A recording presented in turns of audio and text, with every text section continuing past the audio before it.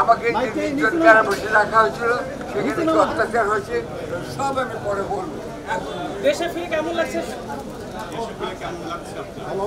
বললাম তো সবাই কিন্তু দেশের একজনের অভাব খুব অনুভূতি করছে, সেটা হচ্ছে শেখ হাসিনা।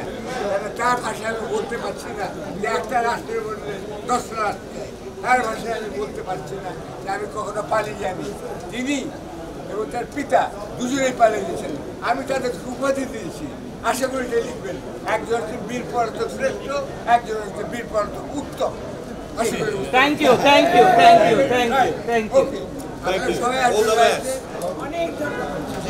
আমি চাই যে বীর পলাতক উত্তম যিনি বেঁচে আছেন তিনি বেঁচে থাকুন, নো মৃত্যুদণ্ড। আর মৃত্যুদণ্ডের বিরুদ্ধে আমি কারো প্রাণহানি চাই না, কারো মরা চাই না। তার বেঁচে থাকার তার শাস্তি তিনি দেখতে পাচ্ছেন যে আমি মিথ্যা অভিযোগে আমাকে দিতে হয়েছিল। তারা যে বেঁচে আছে এবং আপনার দেশে ছবি তুলছেন, প্রচার করুন, নির্ভয় প্রচার করুন। এনাকে বিশেষ করে ধন্যবাদ জানতে চাই, কেননা সরকারকে সমালোচনা করাটাই হচ্ছে সরকারের সহযোগিতা করা। এই বাণী তিনি দিয়েছেন, এইটা আপনার মনে রাখবেন। নির্ভয় সমালোচনা, আমি যদি বলবো অবশ্যই সমালোচনা